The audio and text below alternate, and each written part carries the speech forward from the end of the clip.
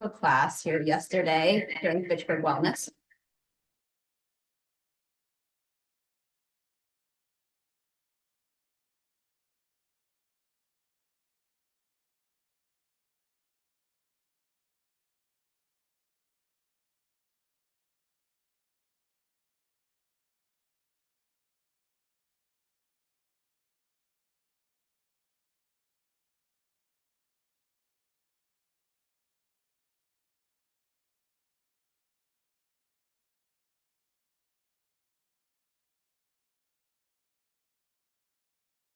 Do this one.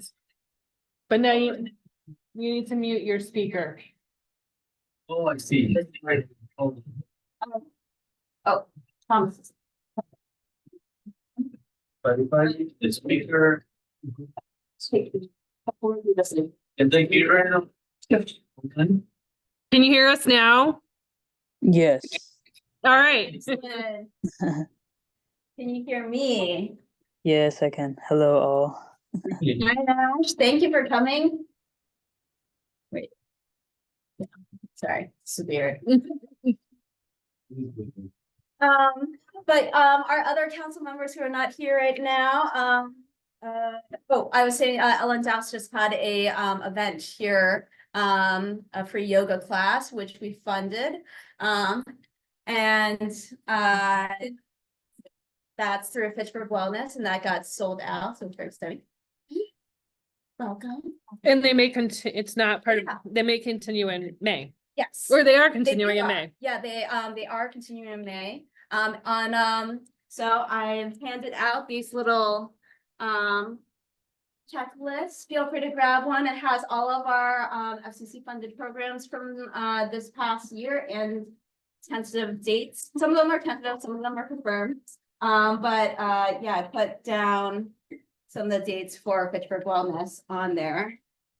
Feel free, anyone, to grab, we've got public input surveys, for Fitchburg residents and workers, and we have, us for anyone to keep. And then also Samuel Lexima is also, a council member. So, what is the Fitchburg Cultural Council? Not to confuse us with the Fitchburg Cultural Alliance, of course, the FCA, who, I guess, would you like to say something very short of, I guess the most distinct difference between us, there's a lot that's overlaps, but the most distinct difference is that the Cultural Council is a committee of the city, and to join, you must be appointed by the mayor and either live or work in Fitchburg. The Fitchburg Cultural Alliance is a private nonprofit. We are an official 501c3, and anybody can become a member. And membership has various benefits and various levels, and we are not exclusive to Fitchburg in spite of our name. they also, own Main Street Studios. Well, we rent it. Oh, Yes. You call them Main Street Studios. Yeah. I don't church escape rooms, my landlord. Yeah. Also, they have been hosting the Fitchburg Arts Steward, so thank you guys so much for having us here. But yeah, there's no actual direct relation to the Cultural Alliance or a Cultural Council. We just like each other, and support one another and have similar memberships. But yeah, so we are a municipal committee. We are part of the Mass Cultural Council, and the way how they describe local cultural councils, or LCCs, is that it is the largest grassroots cultural funding network in the nation. This program enriches the cultural life of all cities and towns in Massachusetts. It's led by municipally appointed volunteers. LCC award more than 7 million every year, supporting 7,500 cultural programs that include everything from field trips to lectures, field trips, and dance performances. So every city and town in Massachusetts has a local cultural council. Is there anyone here that is not from Fitchburg? Or it does not live in here? Yeah, it does not live in Fitchburg. Cool. But everyone here is Massachusetts residents, I assume. Mhm.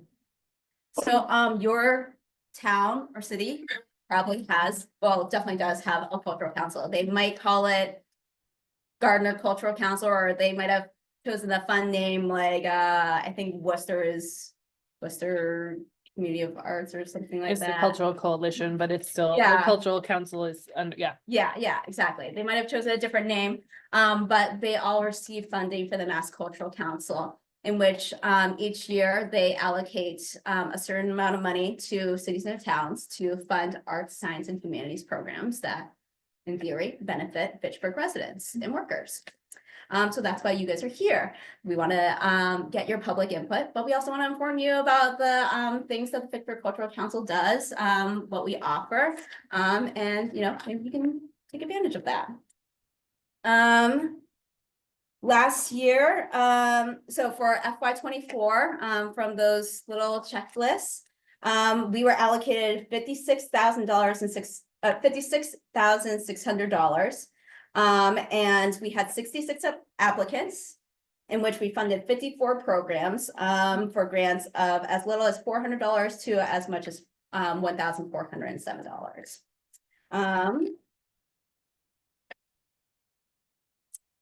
Applications open annually on September 1st.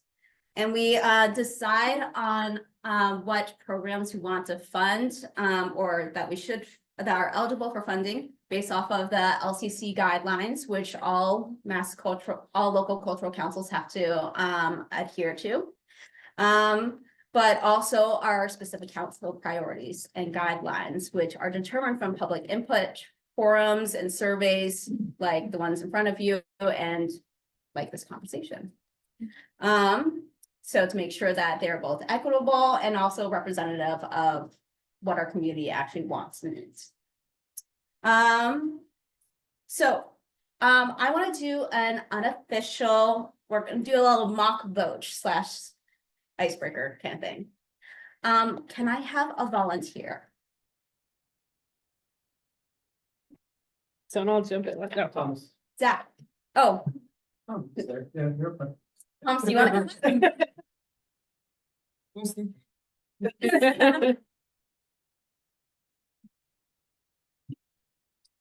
What can I do? All right, Thomas. Tell me something that brings you joy. People smiling. Oh, all right. Now I want you to think about something that you think would be really cool to have here in Fitchburg.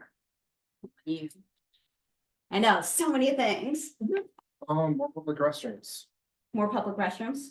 Okay, how about something that is arts, culture, arts, science, humanities related? Some culture. Social park, sorry.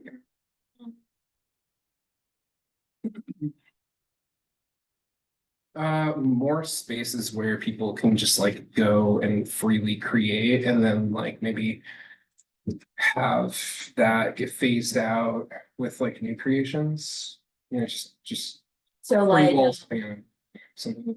okay, so like creative incubators. No, so just like public art, just like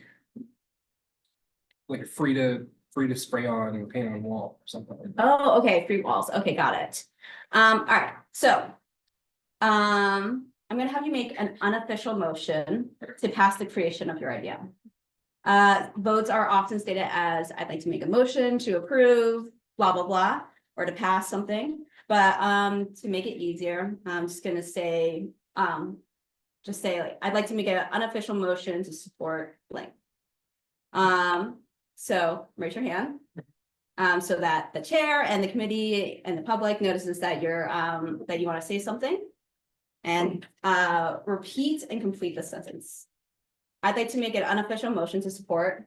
I would like to make an unofficial motion to support a free to paint on wall location for artists to create public art.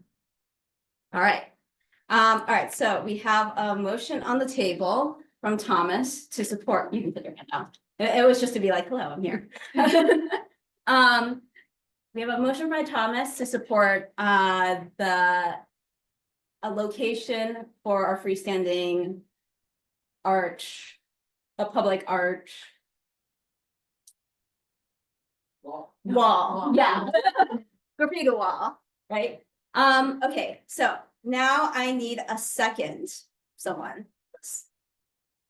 Let's do someone who is not used to doing seconds. What's your name? Kat. Kat? All right, so, we have a second by Kat. Excellent. So any vote, just so you know, any voting member can make a consecutive motion regardless if they plan to vote yea or nay on this. But once a motion is on the table, we can't move on to discuss further until someone has seconded or the original motion is withdrawn. All right, so we have a second for Kat. We have a motion by Thomas. And would anyone like to speak on the matter for very shortly? Go ahead. I think it would be really cool to have a third space in our community where artists can collaborate at will without any pressure on their own time. Excellent. Anyone else? Awesome. Okay, then, if anyone needs to abstain, usually a council member can express it or provide explanation during the speaking to the motion portion. But they can also simply raise their hand and say abstained either at the end of the yay or nay votes, or if members are casting their votes individually, they can say abstained when their name is called. So if anyone here would like to express and give reason to their abstention, whether legitimate or fictional, for this exercise due to conflict of interest from the unofficial vote of supporting a free wall, please stand and or raise your hand and tell us your name. I just have a question about the process. Yeah. Some committees, an abstention vote basically counts as a no because the majority has to approve it. Is that true in this case too? I mean, it's not a process that I personally approve of. I was just curious. What your process is. I would probably say that I think it's a majority out of those who can vote, but Joe, do you have a different solution? What Gregory is demonstrating here is Robert's rule of order, essentially is how we conduct the council meeting. And we need to have a quorum of the membership present for the have vote, and that means we need more than 50% of the members present.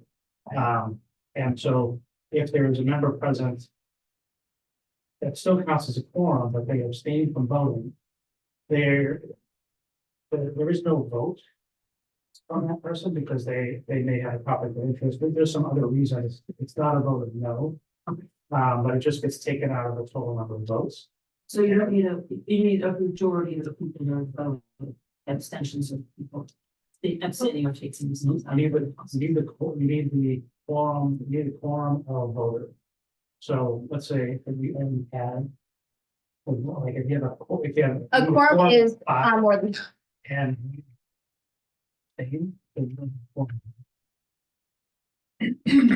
so, but if you have 10 people, your quorum is 5. One person abstains, you have 9 people voting, and that's okay because it's more than 8. Right, you Welcome need to, Have a seat. if 5 people, but then vote yes, 4 people vote no, who the guesses win, even though they have a majority. No, they have the majority. I have a majority of 5, but not in total. Not the total. If somebody abstains, then you know, it's right. So I just want to throw. So I used to be on the Fitchburg Cultural Council, but when I took this position, I left because I would have to abstain from more than half the votes because I'm a walking conflict of interest for every art project in the city. So.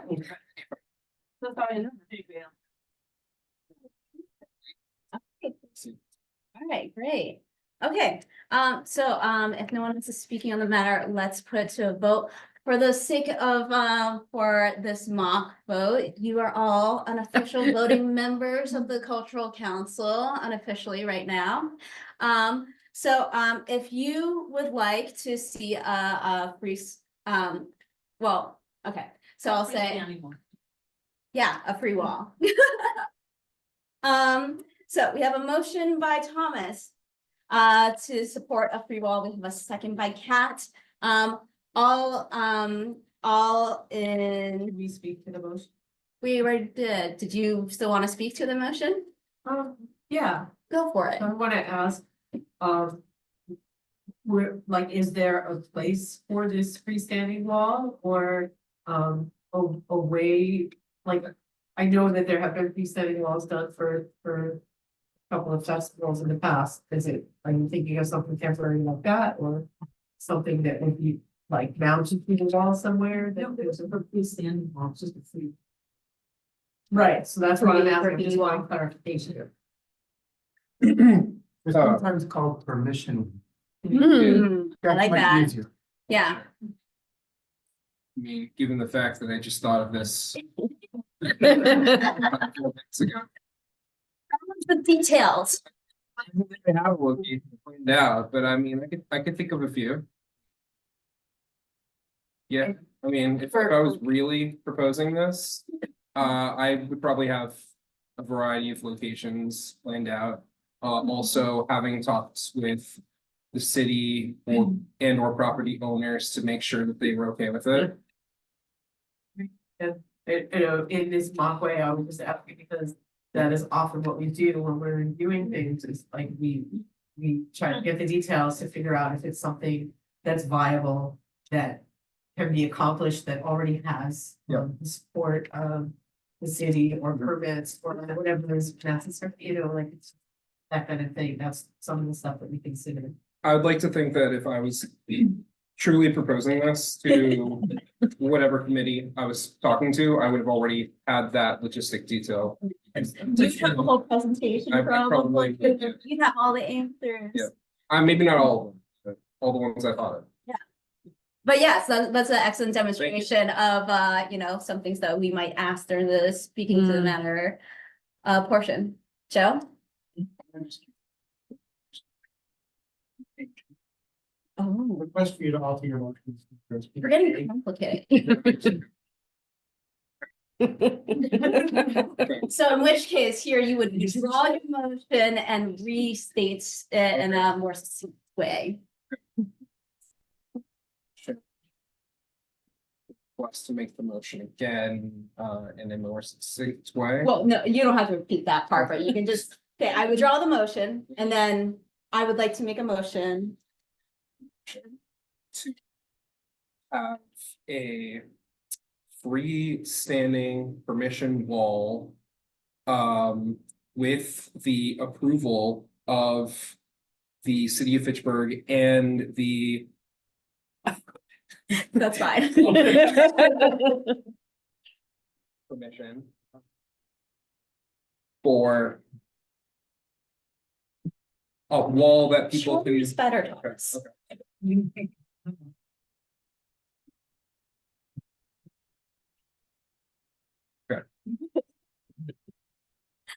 I think you know what I think you're picking up what I'm putting down.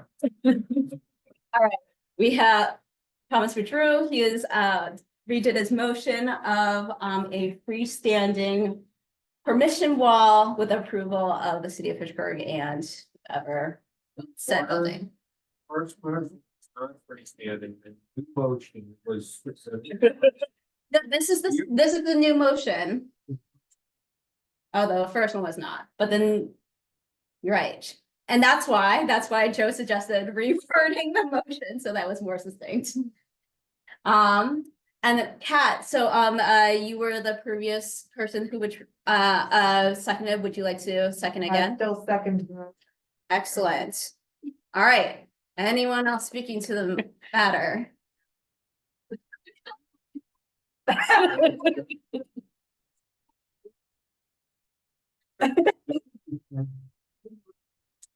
Right now, if you paint and the sign that says paint here, and you get this done in 15. Your way, you're gonna have to build a giant wall. I don't know. You're not very well for a good.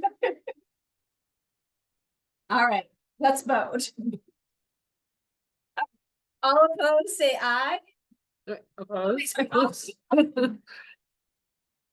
All in support, say aye. Aye. Anyone opposed? Any abstentions?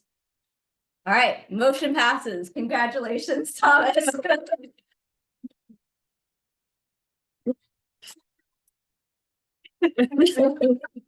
better make it happen. We're gonna be watching. Does anyone else want to make a motion for something? It can be something very silly. We don't have to nitpick it.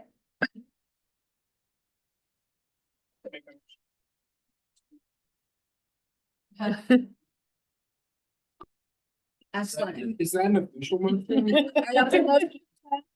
Is that, does anyone want to speak on the matter? That sounds like you want to speak on the matter of passing through to get the food. Voting in favor. Oh, anyone else? Great.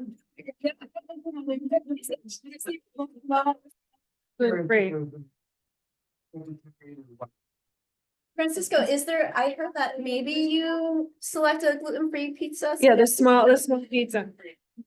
There you go. Not dairy. The middle one's like a barbecue. Excellent.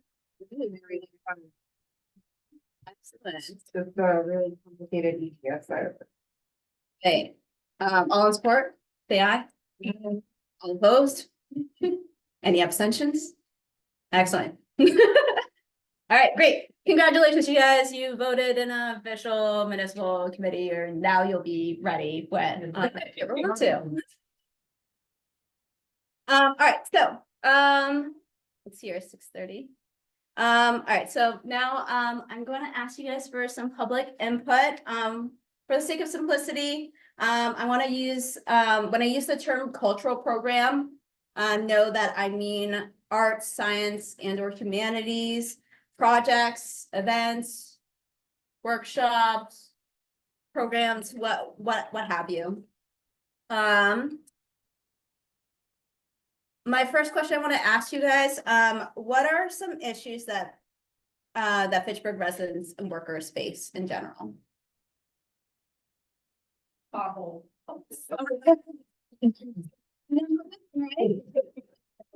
According to DFN, right? Anything else? Zach? Cultural participation. Yes. I know, I wish that we had a translator on staff. Catherine does speak Spanish, so, you know, I did ask her if anyone, I guess I should have asked at the beginning. If anyone, does not speak English or needs a translator. If anyone does need a Spanish translator or Italian, Catherine can assist. I think the one that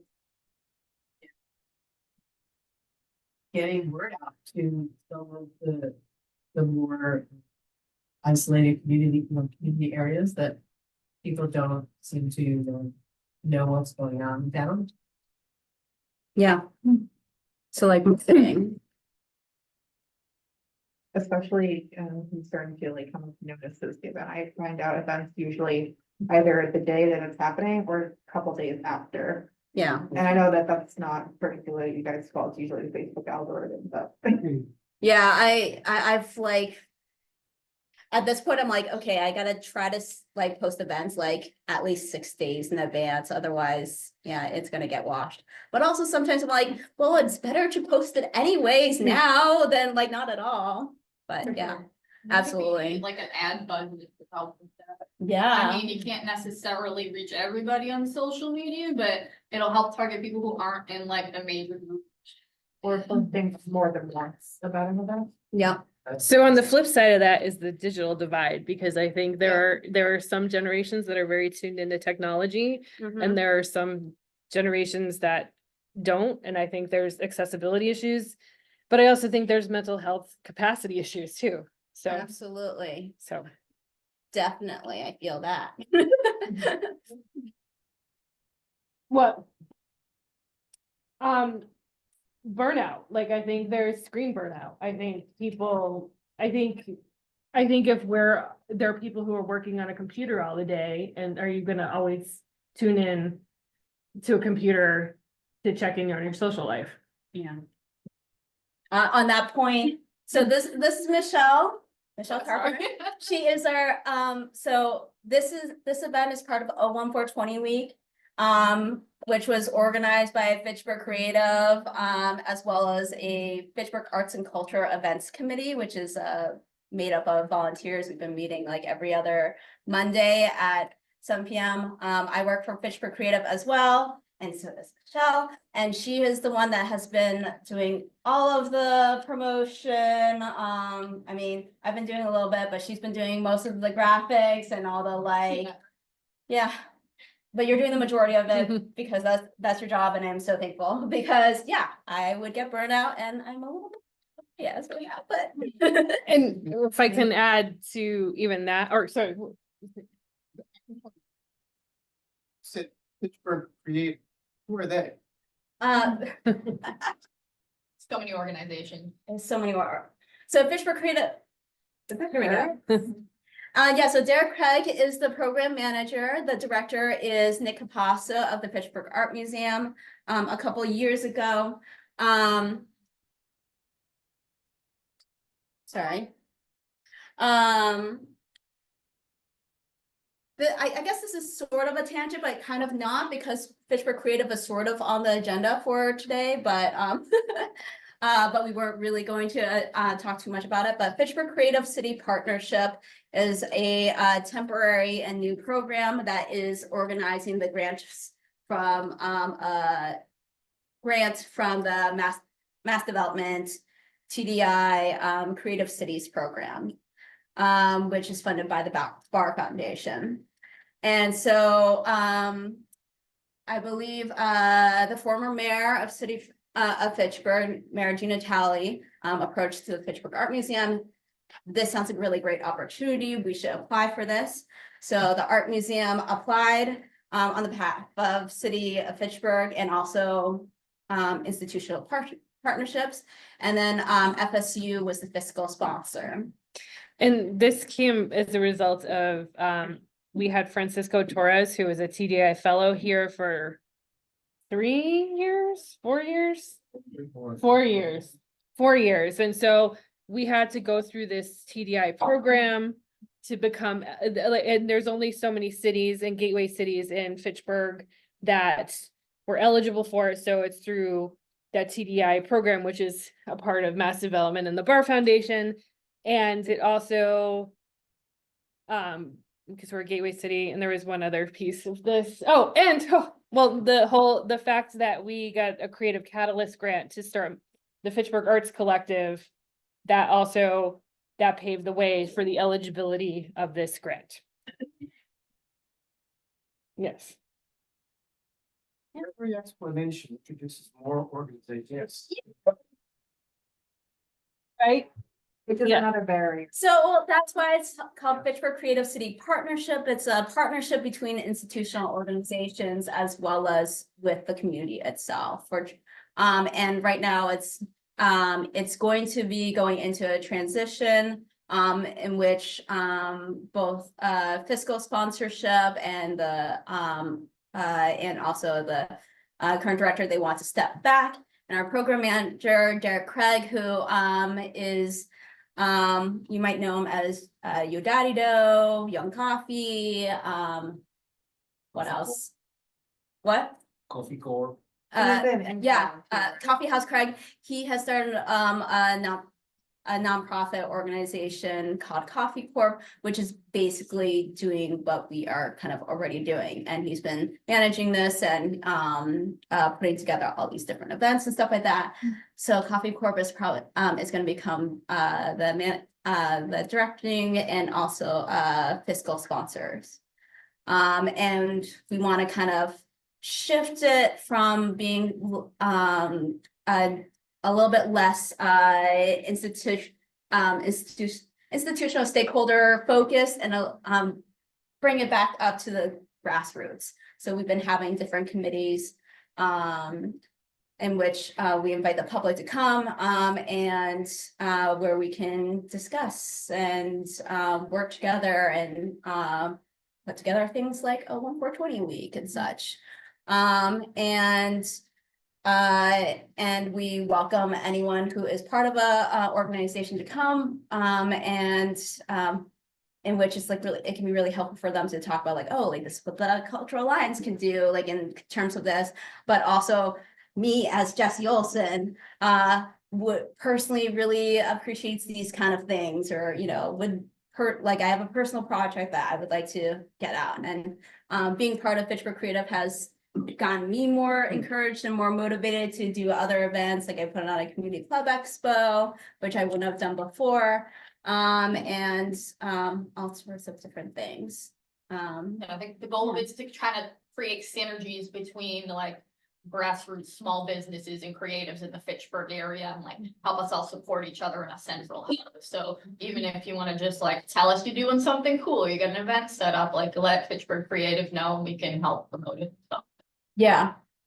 We have postcards out there for 01420 week that has a QR code that goes to the 01420 website, which is coffeecorp.org/01420. So you can just click home and then you'll learn more about Coffee Corp. You go to programs, click on Fitchburg Creative and learn more about Fitchburg Creative specifically, which Michelle has helped fine tune the website as well. So she's It's a lot woman of a info. lot. Yeah. Coffee with threes. COF33. Yeah, right, let me go get you. COF.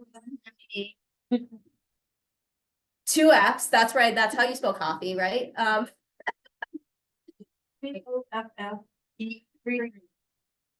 CO Here. And then CORP.org.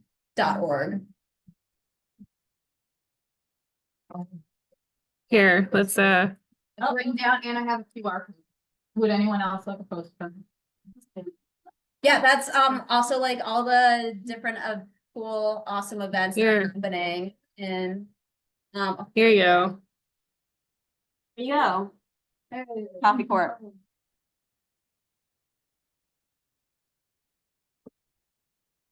Are we still doing, Yeah. brainstorming? What is this? Yeah, what are I think, the conundrum is that people don't read newspapers anymore. And then people are online a lot when they're there for news and then just scroll pages. The discussing Fitchburg Now page, is that the primary page that people go on? No. Is there another page that more? It's the busiest. Okay, Like a so lot. well, that might be a kind of curiosity of how many people here do. That's When why- I talk about mental health, that's a real thing. That I also have experienced that it's quite negative, so in a way, not to say like I haven't done things on there, but generally, I'm thinking.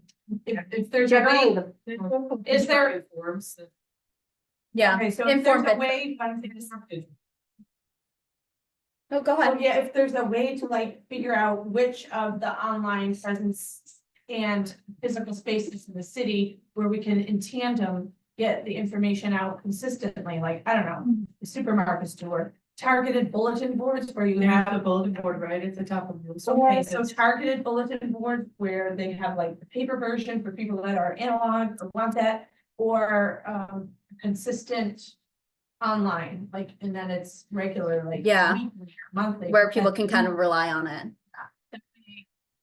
Can generate interest. that's in Hanford. Oh, wrap up what you were saying, Catherine. Figured, get it streamlined, I guess. Yes, I like that. Yeah. To tag off of that, consolidate the idea, this might be more an alliance matter than cultural council, but a worksheet or checklist for how to market your art brand or your arts event in Fitchburg.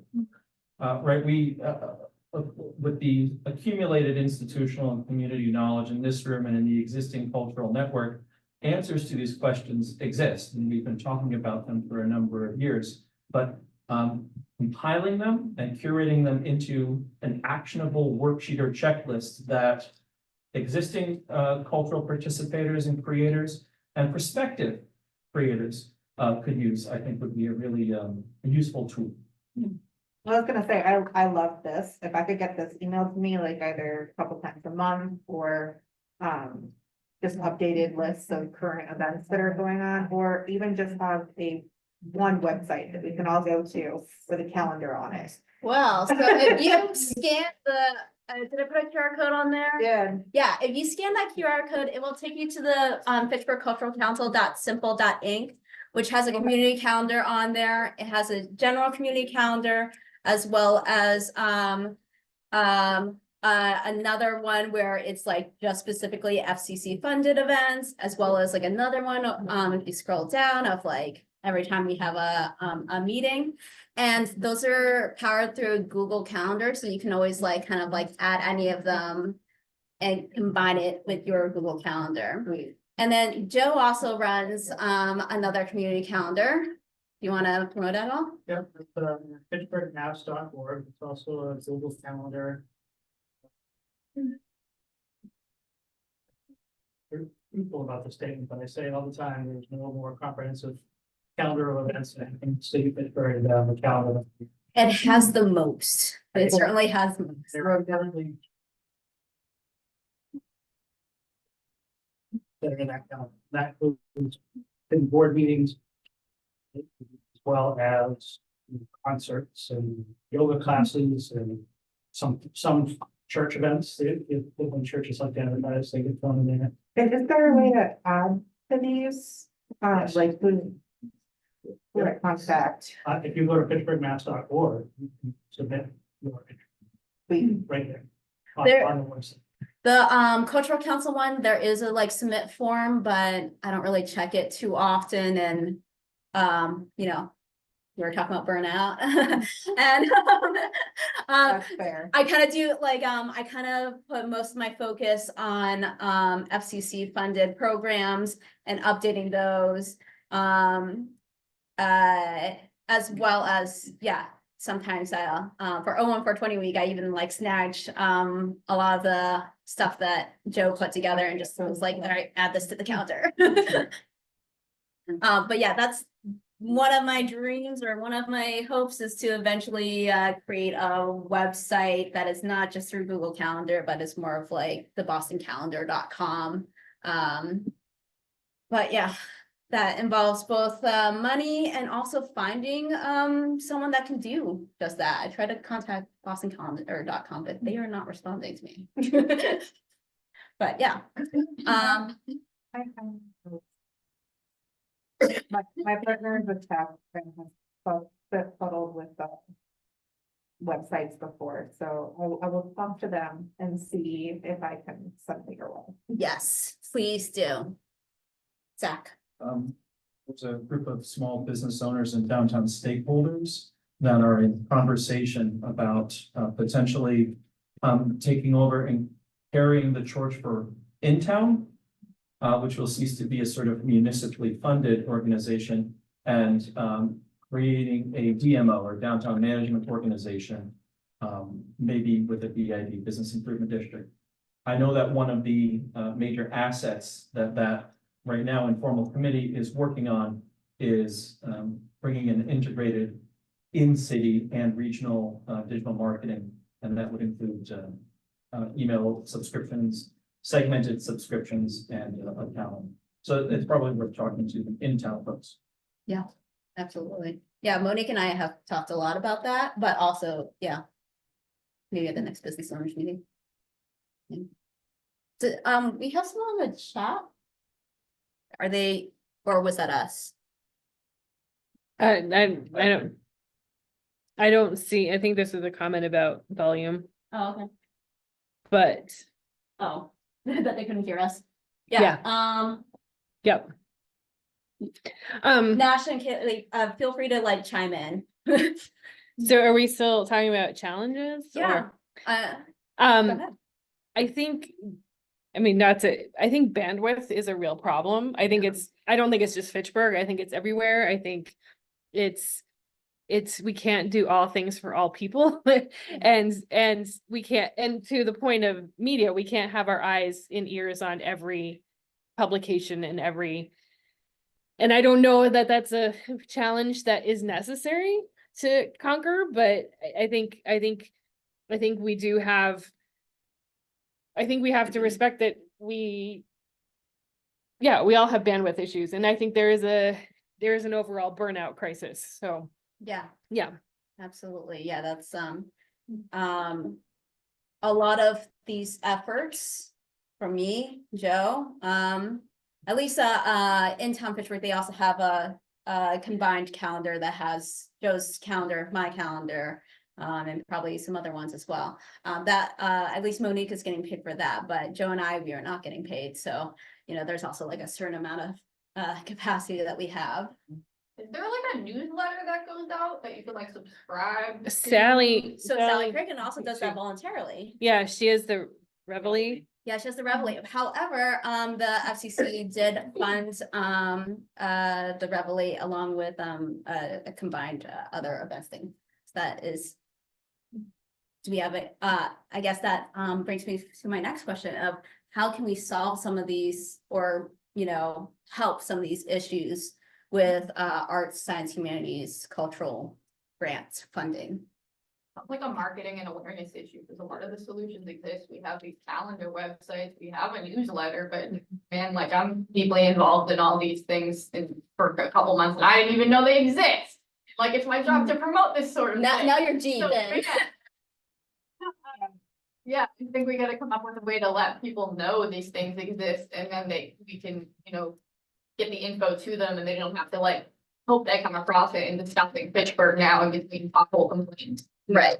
I've, Like, for Pittsburgh too, so how do we reach outside of Pittsburgh? Yeah. Another thought that I had about this is that we're doing ourselves a disservice if we have too many outlets of Mhm. information. So we need to consolidate. Yeah, Michelle and I, whenever there's like some sort of typo with the 01420 week, we have we had something that we had to change and fix, and it took me like an hour or 2 hours to like go through like, oh, we also like put it on here, and we had to put it on here, and we put it on here, and we put it on here. Yeah, you and me, we gotta sit down and talk about work. Yeah. Insane. One thing that I've been running into. A lot of these grants, and so they're doing in the same column, they don't support the person actually doing the work. You know what I mean? And it's like all these, there's all cool opportunities and possibilities and, money that can go for this, that, and the other, but if there's no one there to coordinate it and manage it, actually make it happen, it's not gonna happen. And so I don't know if that's the best thing you can speak to, are the larger mass cultural grants going to support the people who are actually using stuff? Give me like a stipend. Yeah. When people apply for local cultural council grants, they submit a budget and they can include something like stipends and stuff like that. So we definitely support paying said artists. Yeah. Yeah. Yeah. Yeah. I was.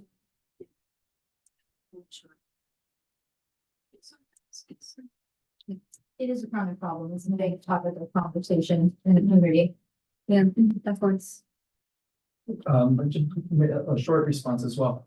The cultural council does convene community workshops in advance of grant submission deadlines to help orient people to questions of, did you build out a component to compensate you for your time in this grant proposal?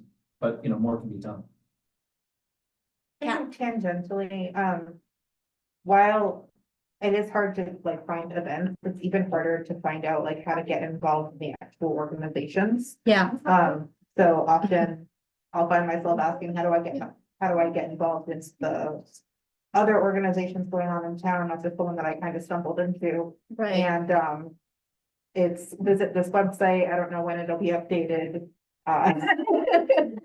Yes. So I would love like some place that I could go, and I know like when the next meeting is, no matter when I look on it, Yeah, exactly. It needs to like be consistent. Well, I will say how to get involved with the Fitchburg Cultural Council is come to our next meeting. When is the next meeting? That's a great question because our May meeting is gonna be rescheduled because I will, I guess on the in talks of personal life and burnout, whatever. I'm going on vacation, so.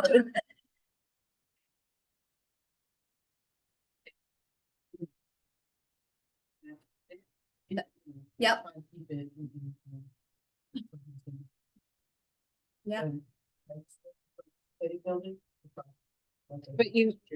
But if you get involved, you have more meetings December, November, December for the grant approval.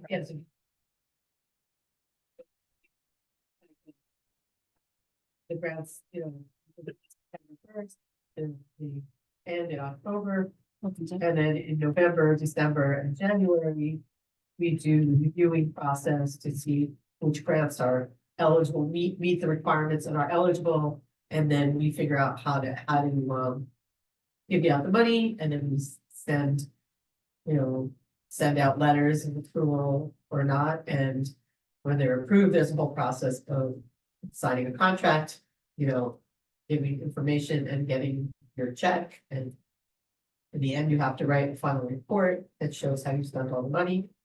And, if your event was successful, tell us about, how it went, and then show us pictures or Yeah, any promotional materials, there's a whole process to it. yeah. So you said it was getting rescheduled, but I don't think we got to when it was getting rescheduled for. Well, I've asked the It's council, so just- it is to be determined, but it is gonna be, it will likely be on a Tuesday from 5 to 6 p.m. at the Legislative Building, next to City Hall. I am proposing that it will be the first Tuesday of May, but it determines on everyone else's, availability. And making sure that we will have a quorum of members, which would be at least 5 members of the council. And Joe, you can totally chat with Joe, and he will give you kind of the rundown about what is involved with joining the council. Amy. Yeah, two things. One is from an earlier point, but and I guess I'll start with that. Is so I'm just wondering, like I hear Facebook, I hear like people who are more accustomed to analog and are possibly getting burnt out by all the digital, but then I do see a fair mix here of different ages, and I'm just wondering what effort are you making to approach a younger demographic into new energy coming in? Yeah. And then the other question would be, if you're not from Fitchburg, so what role can you have in supporting and or participating in the local council? So we do not currently have an age limit. If we've certainly have had high schoolers be council members.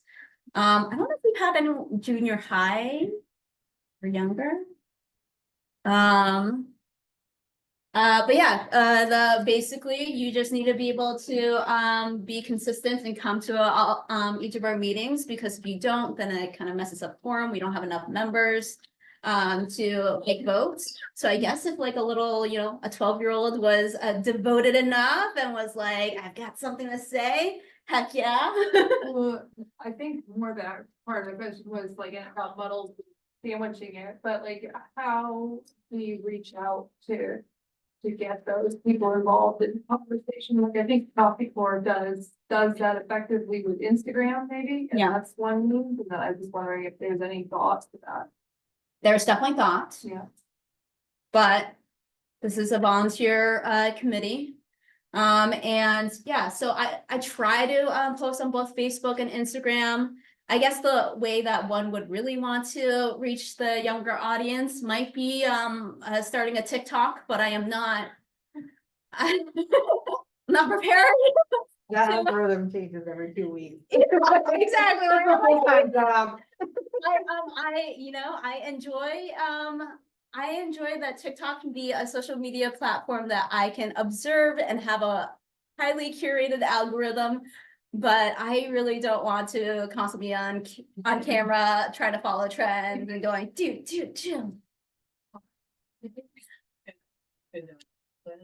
something.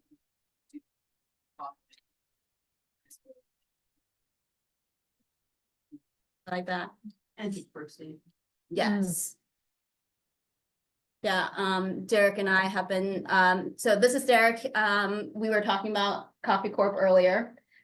It was funny, well, we were talking about Coffee Corp, I saw you and you were like walking over there, I'm like, oh, it's almost perfect timing, but not quite, because you're not in the room, but we had some really great conversations, and I'll tell you about it. Yeah, Derek and I have been chatting with high schoolers and FSU. We've only gotten to do like a few meetings and stuff like that, but it's been really good. And yeah, I guess more of that, more maybe like, yeah, the council should try to do it too. I also wanted to say earlier when you were talking about like where to find out about things. If you want to know about the cultural council or any of the city councils, every meeting that they have is posted on the Pittsburgh city website.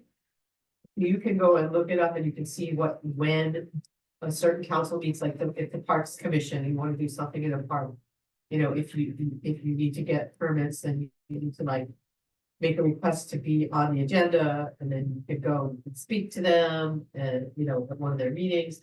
But all of the different city councils have to, by law, they have to list their meetings. They all are public forums. Anybody is welcome to come anytime that we have a meeting. You do not have to be a member, you do not have to be an adult.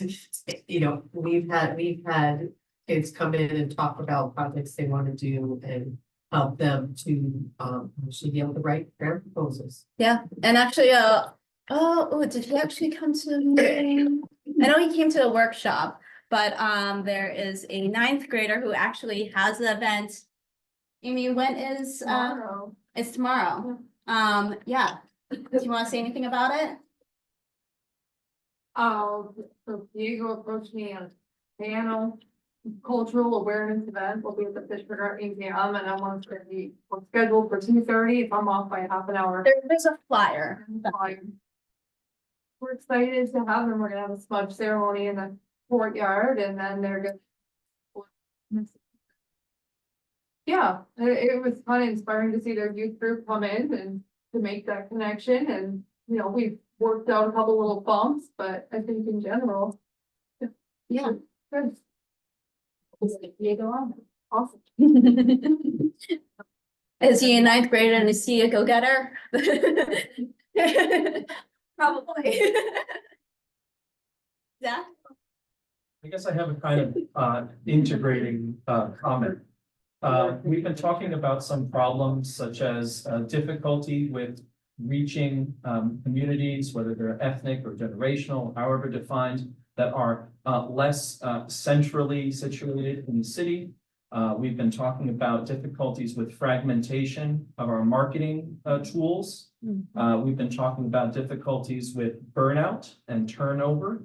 And I don't think I'm cynical in saying that the solution to all of these is always going to be money. Yep. I think about freestanding cultural programs like the Forge Inn Blacksmithing Festival. Yep. Outlet Designs is, the local fire dog and blacksmithing and ironmongering design firm. And what you've got there are two people who have been able to steward a project on the order of decades. And it's the continuity of their continued annual involvement that has allowed them to do effective marketing, that has allowed them to avoid the problem of having to reinvent the wheel every year, of not having enough time to market. Basically, everything we've addressed here as a shortcoming in our arts and cultural programming and an obstacle to effective audience development is solved through time. The outlets have solved that time problem by making it part of their livelihood. But for anyone who doesn't have a livelihood involvement in the arts and cultural scene, our course of involvement is necessarily much, much shorter. So it's almost insurmountable. By continuing to look to volunteerism and short-term involvement to solve these problems that need long-term involvement. We're almost committing ourselves to staying in the churn. We need the continuity of at least a couple of the same people Yeah, Yeah, go through. Make a career. yeah, The constant turnover makes it hard. yes, That- absolutely. That speaks again to funding those positions and like, that most of the people who we would want to volunteer can't afford to volunteer. They're to be compensated, or they need to be out working a job to pay their rent, you know, so it's one of those things where, it's changing the mentality of a lot of, you know, funders and other people to like understand that. the Bar Foundation, for example, they give grants that are, as far as I know, never on the order of more than 3 years long. And so they kind of give you a flash of support and then it peters out. Yeah. They're trusting that that support maybe creates social capital, visibility, narrative, or hope. And Plants the seeds. we're able to leverage that and use that to make the way through that transition. But I think it would be imperative that whether it's something in economic development at City Hall or a DMO/BID or the council or the alliance or some other long-term stable entity to commit themselves to development, AKA fundraising. Because if you have someone who's focused on fundraising, now they're going to hire somebody on a 3 or 4 year contract for marketing and communications for local arts and cultural participation. Without starting with the money, we're just spending down our personal reserves of time and energy and We do have some major gatekeepers in this city too, who tend to attract that big money. And it doesn't, the trickle down effect is not working in the city. It tends to stay stuck in our, yeah, It needs to yeah. come in new profession. Don't depend on existing grant making sources within the city limits. The Bar Foundation is a great example of a funding source, but there are innumerable ones. Right. Especially in Massachusetts, where arts philanthropy is a statewide pastime. Newview has done so well because of the continuity of Francisco. Yeah. Having Calling someone you that out, knows what's Francisco, we going love on. what you do. Shout out to Francisco. But one of the things that I've been saying for a while is that we also need to break the silo. And we need to build coalitions large enough to then apply to larger national foundations, like the Christie Foundation should be putting money in Fitchburg, right? But we need to have a coalition of art and culture organizations and individuals that is large enough to gain their visibility. But can we make sure that that money goes to the smaller organizations and not just the university and the museum and the, because, and that's what is happening. That is what we want to reach, right? Yeah. Developing the mechanisms for the money to stay in the grassroots. But you know, the National Endowment for the Arts, there is a lot of money out there at the national level that we're not clicking into. What's your name?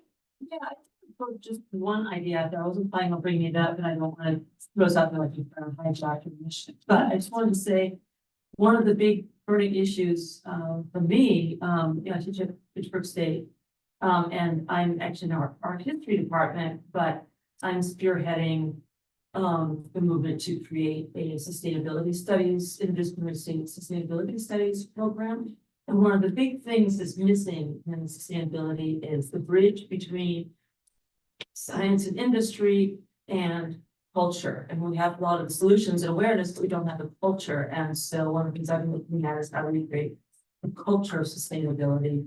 And I think I'm just looking at the writing on the wall. I think there's going to be more and more money for that. And I think this is the first, maybe it's the first year, I don't know, maybe it's first year I've heard of it.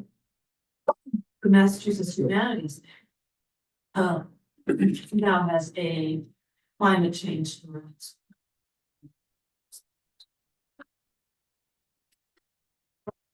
On creating a culture of sustainability, not just the stuff, but actually making it something that awareness, national awareness and understanding, changing the relationship to your own landscape and possibilities for people like regular Fitchburg people to have more ways to live sustainably, which is kind of difficult right now. It's like all these places are all closer to Boston.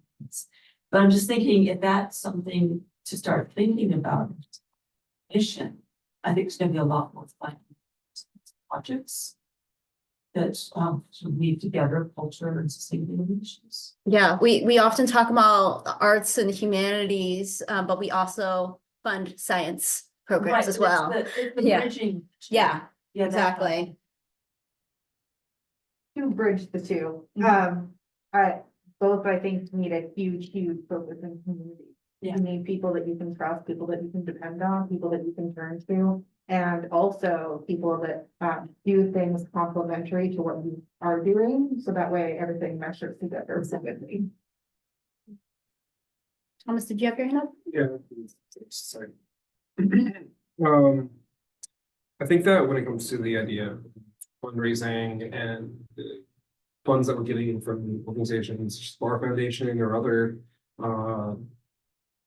programs, that part of the idea that we need to refocus on is maybe instead of having a lot of smaller programs, and funding geared towards like events and things, is that we need to really be more dedicated to the idea of having those funds be geared towards creating new employees for organizations, and having groups of people in different committees and organizations be getting more on board with the idea of that being maybe more of something that's close to an essential need. Yeah. I think that at the same time, we also need to be recognizing that as much as we want to be broadening out and supporting not even just Fitchburg, but other surrounding areas. So there are some parts of Fitchburg that, I mean, I personally have not really even explored very much, and that I wouldn't be surprised if a lot of other people in this room haven't really gotten much beyond the close to Leominster and downtown areas. Like for example, yesterday I went to a part of West Fitchburg that I didn't even know was part of Fitchburg at all, not until that very day. And I think that they have a very different kind of scene going on there that I'm not sure if we're really cross-pollinating very much, if they know very much about what's happening in the downtown area. And I feel like for a lot of events that get funding and attention that gets publicized and official city support, very little happens over there when it comes to like the major events that are arts and cultural. But also I think it's just it's very much my own bias speaking when it comes to like I'm not aware. A lot of the history of Fitchburg, being an older person here, you had a lot of ethnicities that were congregated in certain areas. Saigon was a lot of the French Canadian. You had people that were born, raised, doctors, everything, never left Saigon and never spoke English. You had the Finnish, you had the Italians, the Germans, and others. They all congregated into certain areas, and sometimes they didn't always coalesce, work together too well. Growing up at Ashby Free School in West Fitchburg, the big thing in the 60s was West Fitchburg against the world. Summaries. We also had a lot of industrialists that grew up here, and families You had the Crockers, the Wallaces, Simons, Ansons, and others that a lot of those industries aren't around anymore. And the fourth and fifth generations have just sort of trickled away. So that's not all coming back in. George Wallace was one that thought the library needed money. So he funded the library. They wanted the Civic Center and Planetarium. George Wallace took care of that. He had the money. We don't no longer have all of that flush people. So we're trying to do what we can do. I spread myself very thin. You do. Manual labor. Well, don't know me, I'm Hal Smith. And get rich people to Pittsburgh. Yeah. But not push out like the low income people at the same time, like, because we need more land, I don't know.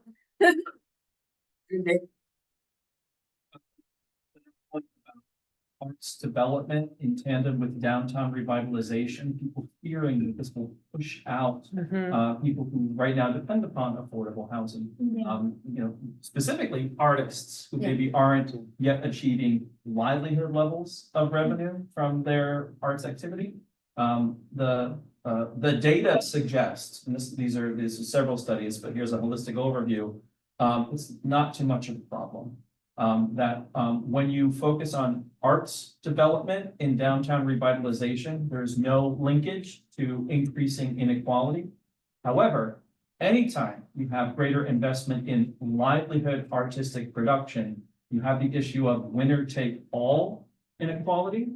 Winner take all inequality is where amongst a room of people who identify as painters, the handful of people who've had disproportionate advantages will tend to monopolize all of the grants and all of the revenue opportunities. And the majority of the painters in that room who don't have that kind of privilege, they get diddly swooped. Because they have the contacts. Well, amongst other innumerable privileges, that goes for every medium. Speaking to that, I would love to see like courses and accessibility, like how to apply for grants and stuff like that among the community. Yeah, we do a workshop every year on applying for our grants. If you've never applied for the Fitchburg Cultural Council grant, it's pretty, it's for the most part, anything else. yeah, for a lot, like it's considered kind of a starter application. It's pretty like straightforward in their questions. Some of them I feel like are a little bit like wishy-washy, in which us as council members like just have to kind of look at it and like decipher like, hey, what do they mean by that? But we're also not professionals, so we're not like, I wish that they, you know, like, this is the answer I was looking for, blah, blah, blah. And we try to like stay in contact with the applicant if we have questions, and we'll like reach out to them and be like, hey, what did you mean by this? Or like, what exactly you're trying to ask for?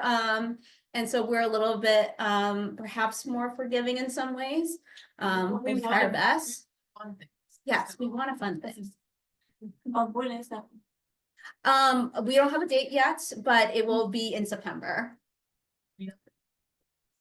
Yeah. Just before the deadline. Yeah. And like, I definitely like welcome, other, like anyone else who like other organizations that have like grants, applications open. Come on. To like, you know, kind of do a joint workshop. So like people can like last year, you know, there were some people that attended that were also thinking about applying for the Dream It Create It grant, which was by Fitchburg Creative. And so we're like, so that we were like, okay, you can apply for our grants, but you can also apply for these ones too. So it's kind of a twofold, and I think partnership is really helpful. How first? I sent also about a different type of gentrification. Climate change gentrification is happening down in Miami, where there's a lot of rich people And the suburbs, well, poor people. But the suburbs are more protected. Right. And so they're buying up all the land and forcing the other people out because they're worried about the big buildings and everything with the hurricanes and raising water, that the gentrification is happening because of climate change. Absolutely. I wanted to get back to that, Grant, and I was wondering if there's well, this is a very small community. So I was wondering if there's a conflict of interest where somebody joins the Fitchburg Cultural Council and then applies for a grant. No, you absolutely You can. can, you can, again, Shara, I'm is it- on the council and I've gotten grants. Yeah. You just, where the conflict of interest is when they're discussing a grant that you apply for, then you have conflict of interest and you step out of the room. You're not part of the conversation, you're not part of the vote about your personal grant, but a lot of people that have been on the council have been funded for projects, so it's not. I'll just add to that is. When members apply for a grant, that has become. We let our form be filled out, we provide public notice that yes, there is this conflict of interest here. Because it goes along with the application and the deliberations, and it's out there enough so that if someone really cares. That, Shara, this is a really bad conflict of interest, should go forward, they have a forum to address that concern. But it's being made public. And the public's always welcome to come back to the council and say, nope, we don't want this. And they make their case and the council decides. Yeah, and that's always like a question, because like we Yeah. want artists to be members of the council, but then we're like, you can't get funding, and that wouldn't make any sense. So like, yeah, I'm thankful that yes, you can be a member of the council and you can apply. You just you're treated like a member of the public. You can speak on the matter, but then when it comes to voting, you have to leave the room for the vote, and then you come back, and then we move on to the next thing. So it sounds like individual, Well, like if an individual has an idea, and so like Char applied for her Low Park Chalk Festival. And maybe in the budget, maybe included stipends or something like that. The theater group, we have both Stratton and new players Yeah, they Have both applied. apply. for that. Mhm. And I've also,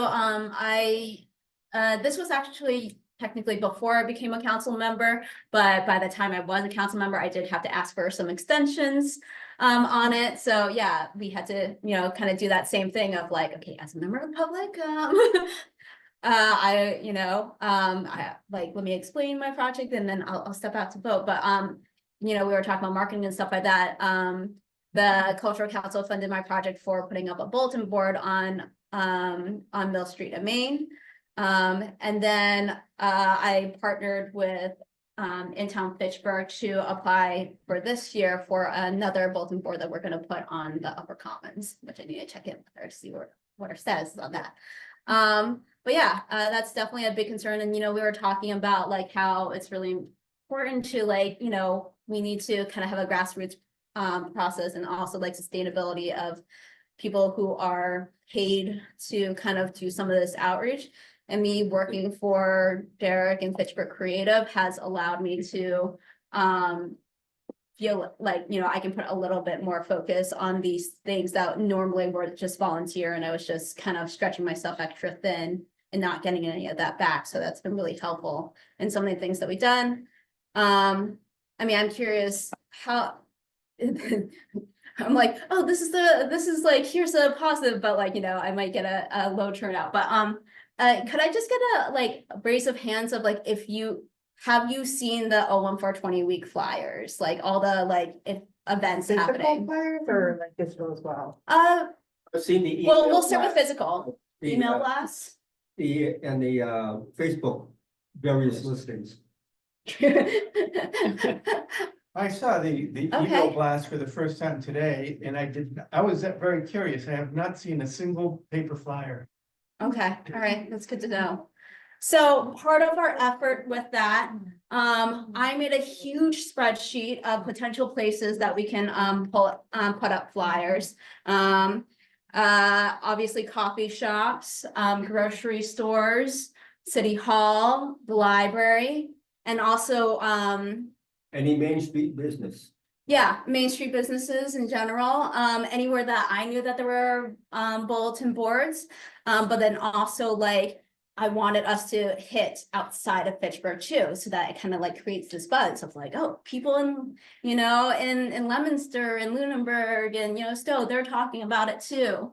But as a paid member, I was able to do like maybe like 60% of it, but I'm still one person. So I was really thankful that Thomas and a few other people were willing to volunteer their time. And I set up little flyer kits in which the library was really nice in holding those for me, in which I created little tote bags with each of the flyers, which was a big thing because since it's a Women 420 week, there's a lot of different events going on. So it's like paperclip each of them. But it came with the flyers, it came with tape, and it came with a thing of tacks. Because some places, yes, you can tack it up. Other places they're like, sure, you can, but tape it onto my window or something like that. And a lot of places I'm finding in Fitchburg, window is like the option or like the wall rather than bulletin boards. You know, like places that you would think would have bulletin boards do not. And I also like printed out those like areas and then said like, okay, grab a couple of pages and send off with that.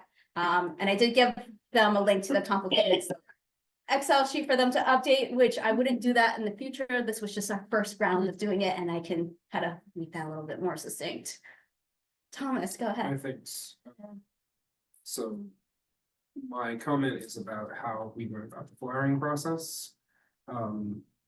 Being part of the flyering team, I think that there are concerns regarding how many different flyers there were when those flyers were approved and ready to be picked up. Not knowing if all those different flyers should go into one location or to spread out each individual event's flyer, not having the general just 420 week flyer until much later. Yeah.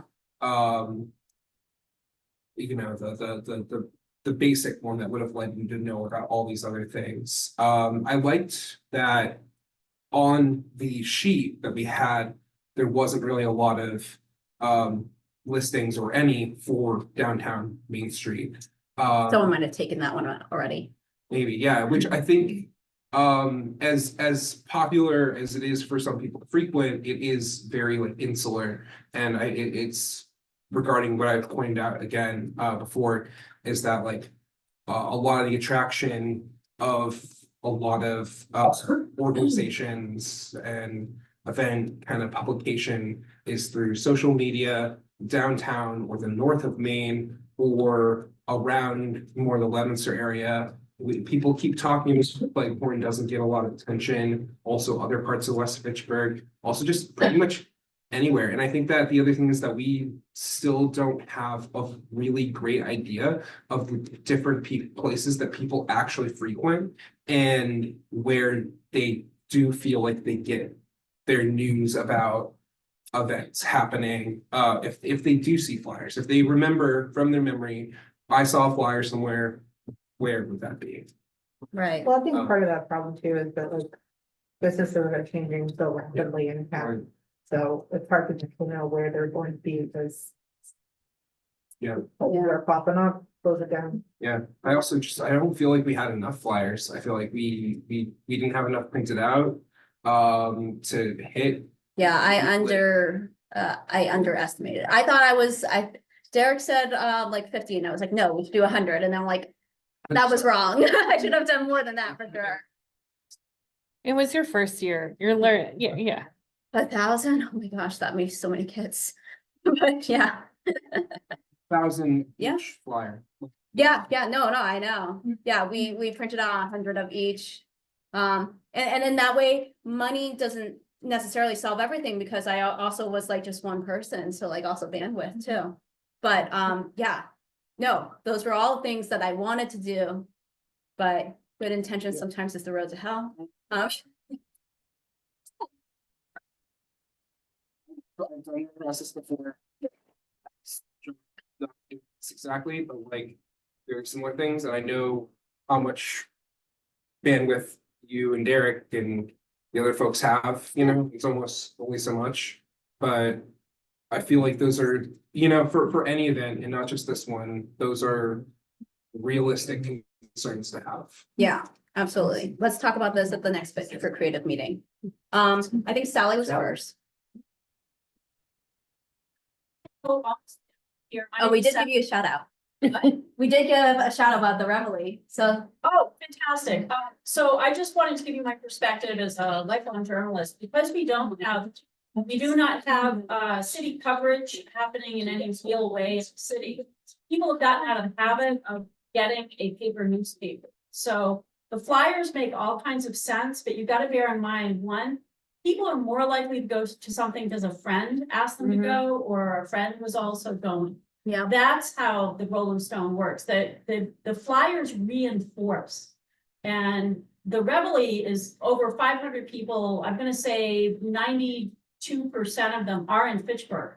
And I started it because when I was campaigning, and I write for the Sentinel and the Lowell Sun and a bunch of other papers, I found that people did not read newspapers. How people get information is just this whole constellation of sources. But you know, if you're able to bring someone, and again, as the chair of Stratton Players, we will reinforce the Broadway karaoke here on Friday night. I know that we'll have people show, because we always have people show.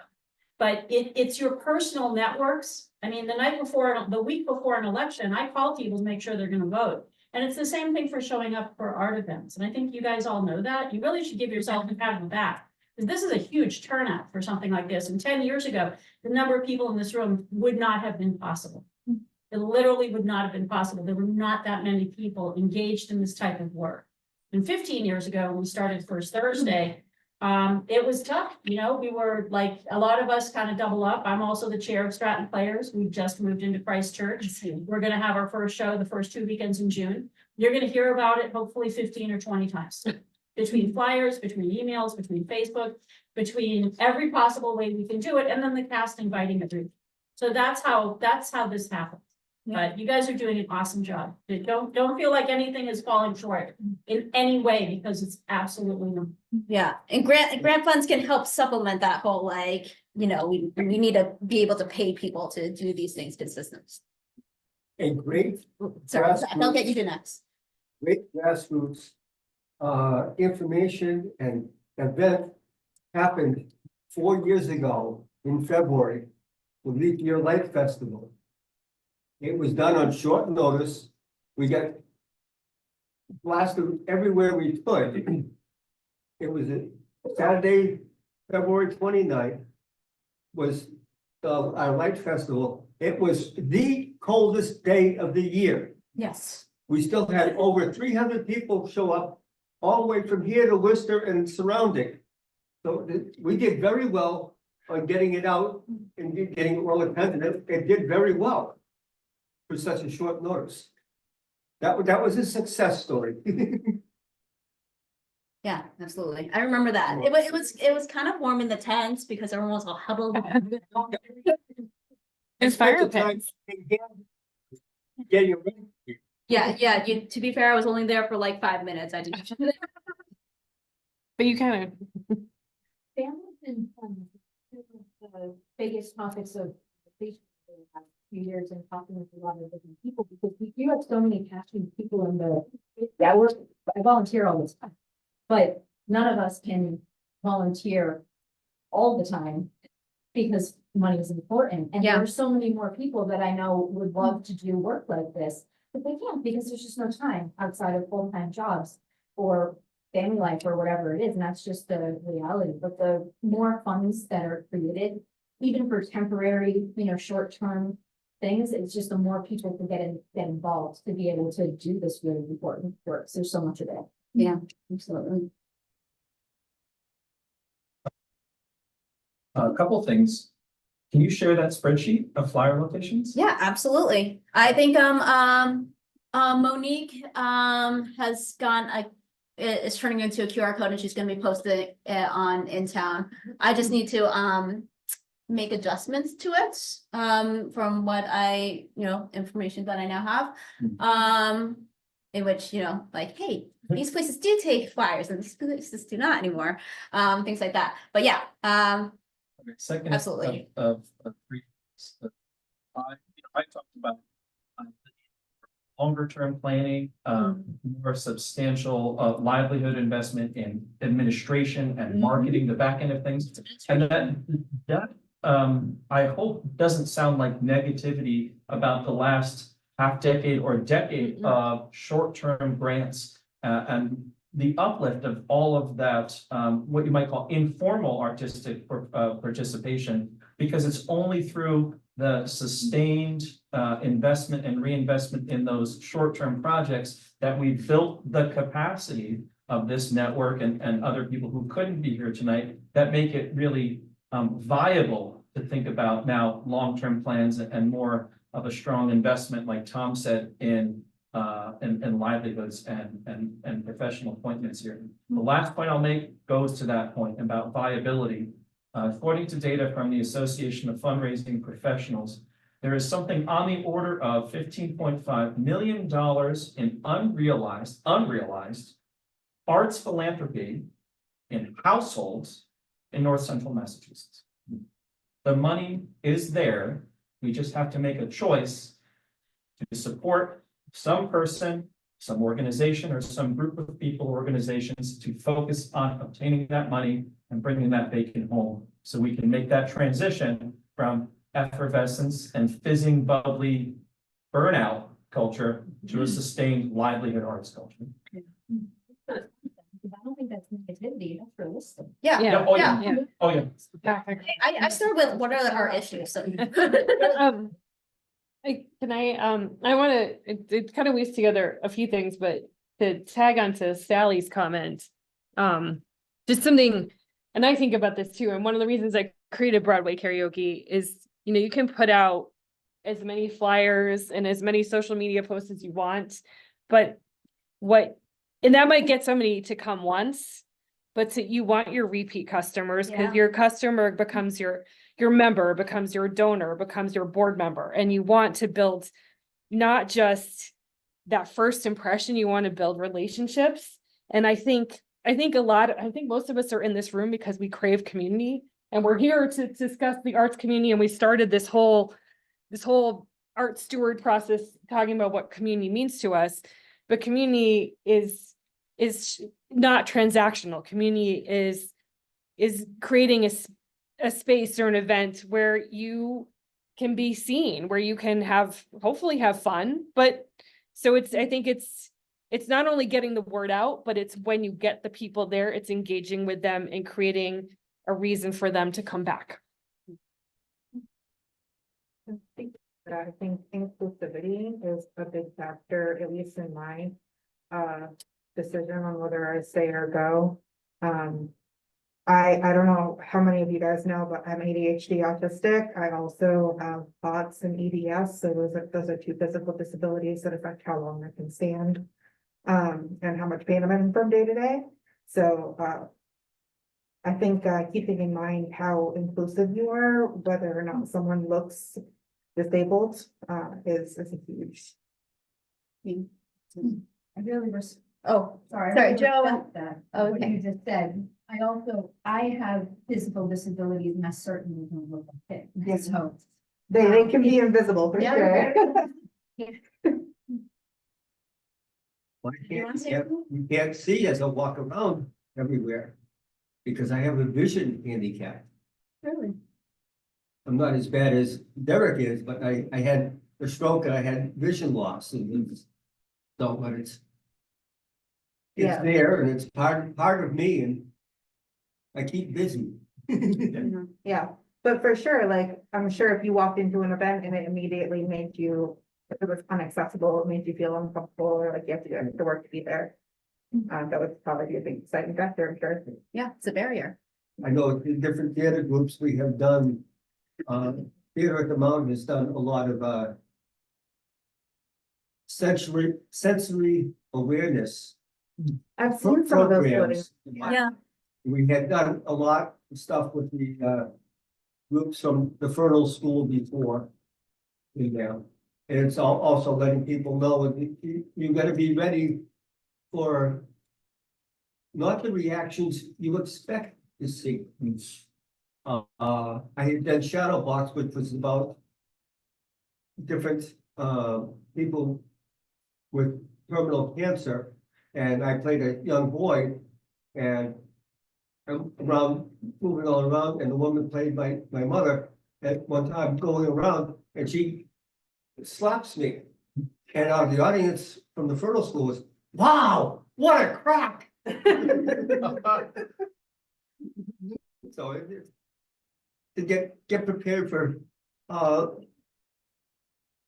there are those that can enjoy it, that enjoy it differently Yeah. Right. and Yeah. respond Well, differently. And not we just that, funded but- sensory friendly programs. I just want to I say, love that. It, but more to the point, I was saying like, I think the disabled community is often one that doesn't have to work and often is looking for community and things to be involved in.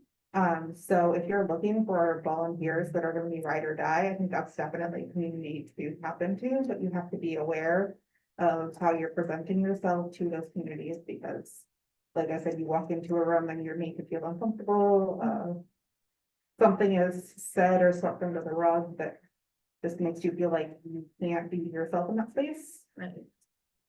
Sometimes we have to educate those in the space. That there are others that they don't know about.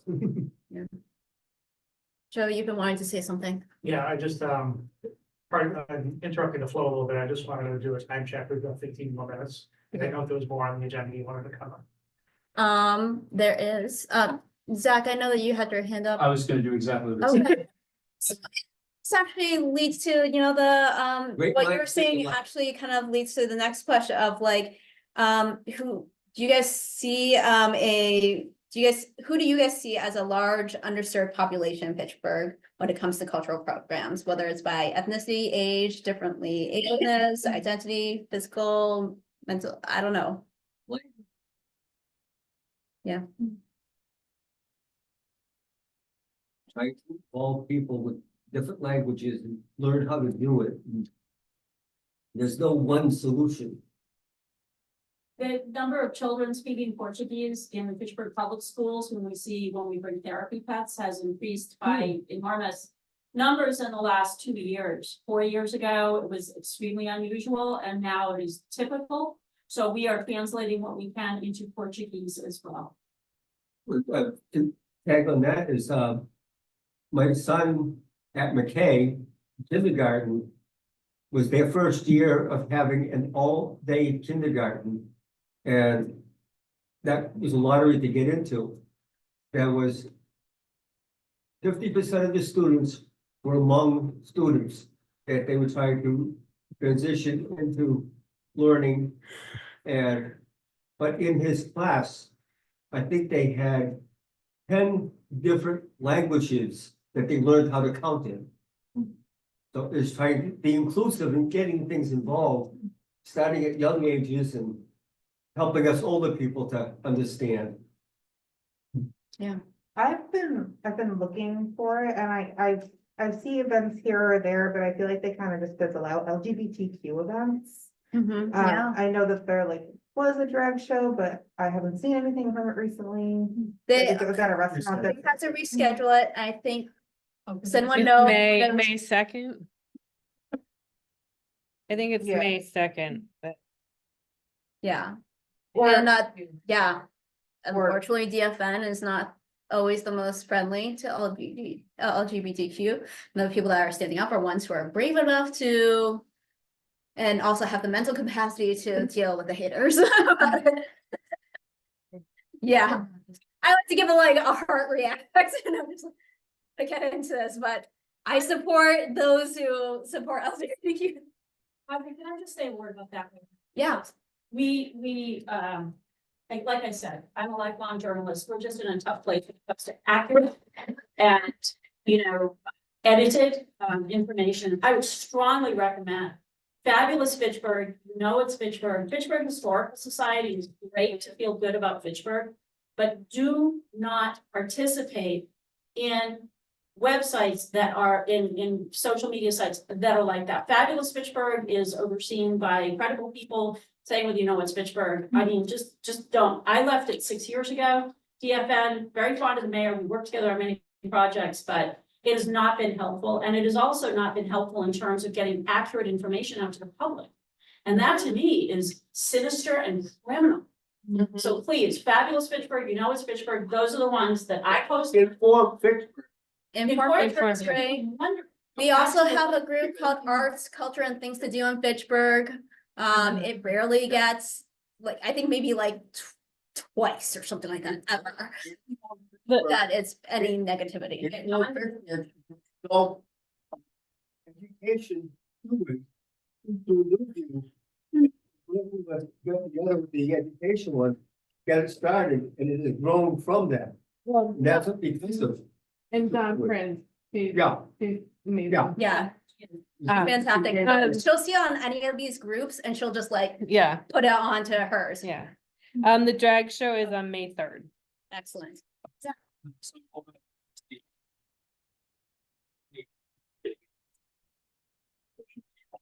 In Pittsburgh, and perhaps counterintuitively, the coefficient of reach, that is to say, the conversion rate, the number of people who are going to learn about your event and register for your event on DFN is something like 50 times that of the other groups combined.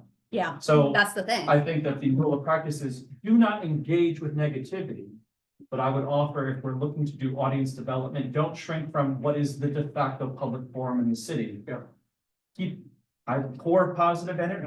Yeah, I mean, But and so many, 50 times. so many times, like, I've been like, oh, there's an event happening that I'm, you know, that I've thought of, and I'm like, okay, I'll probably go to that. But then I lose track of it and I see someone posting it on DFN, and I'll see like a couple of them, oh, it's happening right now, it's happening right now. Like, it's just like algorithm wise, like it's very active. You just kind of have to kind of sift out the negativity. Or you can just actively choose what you want to expose yourself to. Yeah, And I think absolutely. if you want the Promotion benefit wise, of it's the helpful, algorithm, yes, but if I think some of us can choose to disengage because Absolutely. it hurts our heads and our And hearts. that's why it's really good Yeah. to be promoting outside of Facebook. I'm sorry, outside of Facebook. Yeah. Because I know a lot of people are just like, you know what, just no Facebook at all. I can't deal with that. And that's true too. Yeah, Yeah. actually, that would be. Absolutely, please do. Media thing too, right? I mean, negativity is definitely, you know, one thing, and then it's bad for our eyes and our sleep to stare at screens too much. It reduces melatonin production, and so that's not good for any of our health. But just the time, because it takes a long time to keep up the situation. Especially if you're 500 plus pages and people. You only see somebody post in a day. If you don't post at a certain time, it's not optimized. Yeah. Thomas? Do you know if it's possible, and secondly, if it is possible, how much does it cost to get a Spotify advertisement? A Spotify ad? Yeah, I don't or know something how like that. much. Yeah. That, you know, yeah, that's something to consider, Spotify ads, YouTube ads. Things like that. Yeah, I know. Or in other meetings, using the FATV and the radio station. I think those are good things to do, and I think some people still pay attention to those. Yeah. Or even the college radio stations. But I think the amount of people that you're gonna get attention from those platforms is minimal. But I think that, you know, people who are using YouTube, Spotify, Apple Music, etc., are high numbers. What's really cool though about using, sorry, I'll get to, by using the free resources that we do have, or the accessible resources that we have, is that while maybe we won't get as large of a reach from the radio station of people listening in the moment, they do post it on their SoundCloud, and then you have a track. And then you can then take that and like put that on SoundCloud. With FATV, I forget how much individual membership is, but organizational membership is like $75. And then you can have like however many members of your organization be part of that, and they can utilize those resources, and they can have their show streamed on FATV. They have a podcast as well. So they can also like stream it on there, and they have a podcast studio. And as just long can't as you're act- not, yeah, exactly. As long as it's not an explicit ad, you can say learn more here. They're considered PSAs. Then you can utilize that for free. If you are gonna do it for profit, then I think they would probably just charge you as a typical equipment room would charge you to rent their stuff. Oh, yeah, Absolutely. I thought they were like, well, you can rent it out from them. I think they're, You didn't mention that to me. no, I don't, I think that might be something in development that they're trying Oh. to. Now that they have a new space and new access to, but I think they have, there's a lot they're navigating to with kind of the shifts. There's a lot of change, like it's their funding, because people are switching to streaming. There, I know there's a bill going up about them getting some streaming revenue to help. But you should become a member to support them, because as a slight tangent, but relative, FATV is very important because they record all public meetings. And therefore, if you cannot be there in real time and you want to see a city council meeting, a school committee meeting, or a Fitchburg Cultural Council meeting, you can watch it live. You can watch it on your Fire Stick. You can watch it on your Roku. They are a great public information resource. Yeah. Audrey, I think that the person in Fitchburg that is really hitting those networks is there, and it's Coffee Corp. Yeah. Yeah. Yeah. So if you want to hit Spotify and YouTube, talk to there. Yeah, Because so Eric is developing. Coffee Corp is not only, I didn't want to speak for it, but yeah.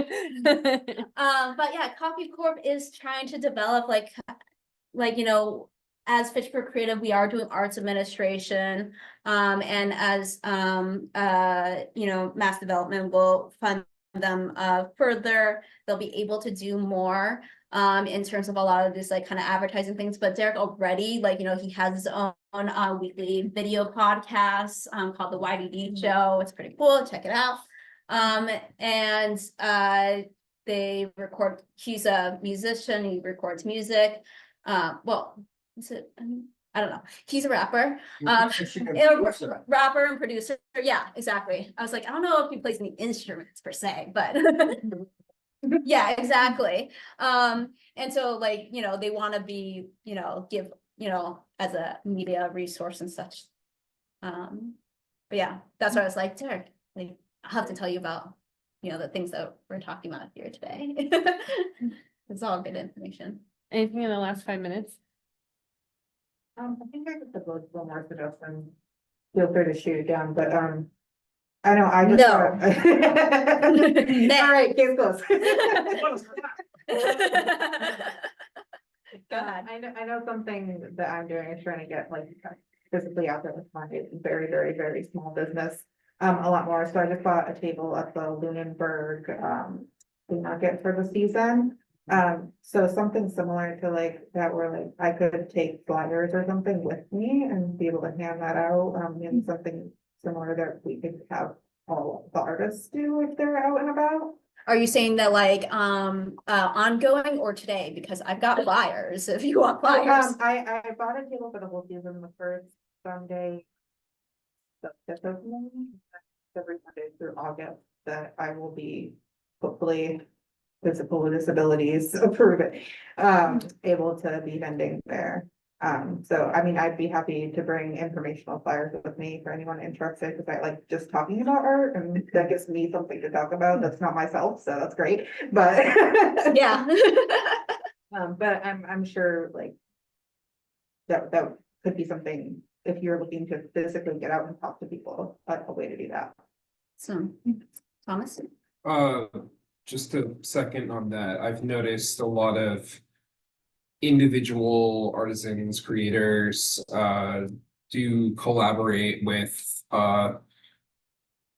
their peers quite a bit. I've seen it at a lot of different, spots I've visited in different cities and towns, you know, it's very common.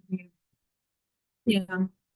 I put together a community club expo, which was like a different kind of resource fair where it was like clubs of like, you know, similar interests and hobbies. And I kind of like put it out there of like, I thought it'd be cool to start a movie theater club. And I like did like kind of minimal effort of like, hey, if this is something you're interested in, here's a sign up sheet and I'll tell you about it. And I got like a whole lot of responses. I was like, oh, I guess I can actually do this now. And it's been a really wonderful thing of like meeting new people and just like seeing a movie together. Our first get together was the last time most of us were at Cinema World. So it was like bittersweet. But you know, I'm like, well, I guess we gotta patronize the Leominster one because we also just need a movie theater in our area. But yeah, no, that's been really like wonderful, like connecting with people, both like friends that I'm already friends with and seeing them more often, but also like new people. And you know, to Sally's point of like the flyers help inform you that something is happening, but really to get people there is like, hey, hey, I'm going to this. You want to go? Yeah, me too. So yeah, making more friends in the community can be a really helpful thing. I think we're out of time. I think we're out of time. So the last thing I'm gonna say is I'm gonna highlight some. Oh, Joe, do you want to highlight some of FCC funded? Yeah, we can do that.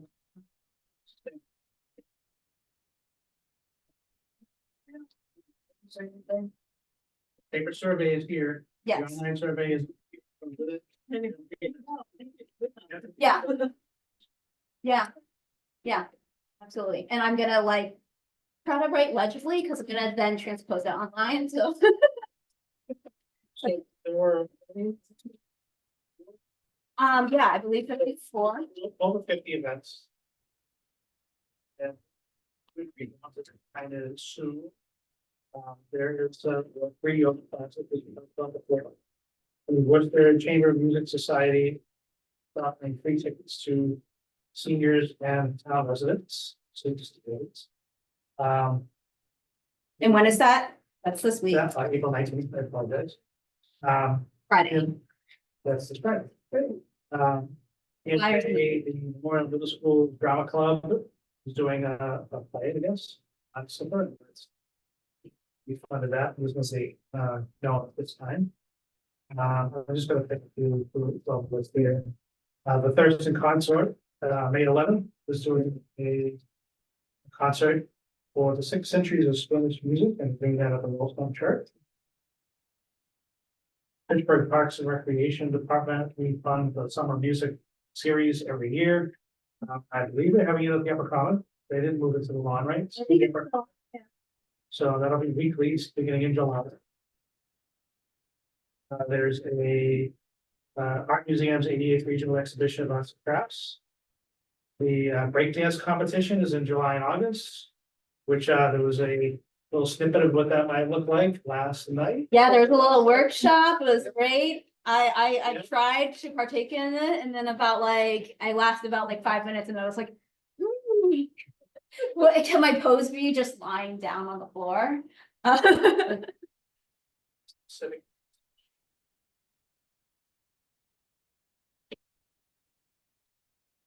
We funded some classes on metal sculpturing with bare-bone sculpture. Yeah. Yeah. I don't know if they used our funding for the sculpture workshop on on Monday, but, well, they use the Pittsburgh Creative Monday for it, but, yeah, no, it's pretty cool. And he, I just observed and he was very attentive and, you know, just very relaxed, like, oh yeah, now you do this, now you do this. It's pretty cool. I'll also, shout out that, there's gonna be a, concert at FSU on May 1st with, international Grammy award-winning jazz musician Neil Smith. He, earlier in the day, he will be doing a master class with, both, I think the Fitchburg, what do they call themselves? The Fitchbirds, something like that. I don't know. The Fitchbirds, I think, and also the Leominster High School Band and the Fitchburg High Band, and they will be opening for the Fitchbirds and, Neil Smith on that day. Also, right now, till 9 p.m., there's a Market of Mill Street that is happening, and Monique Reverie is doing live painting. That was funded by us for FY23. She asked for extension, so that still counts, but it's not on here. She'll also be doing some live painting during Earth Day event, which is on the Sunday. All right, before everybody goes, just we have 2 more meetings. We are officially extended to May 1st.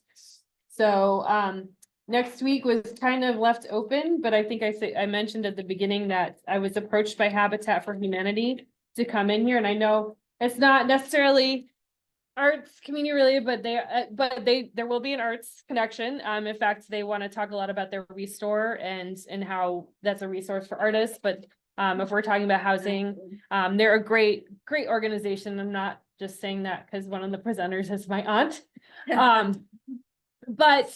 But I strongly encourage you to come in here and learn more about Habitat and other ways we can engage with the community. And then we will close out on Wednesday, May 1st with a return of Mark Doan, Nick Capasso, and Liz, who has been here in the group to kind of just connect some of the different strings we've been talking about with the arts community, whether it's the building itself or the application process or other development that's happening in the city. That's all going to tie in and help us, because that's what we're all trying to connect all these different strings about how we as creatives can find our resources, how the organizations can be a resource, but also how we can help build what the community means. So I hope to see you next week. Thank you guys so much for the input and conversation. Thank you. We'll have another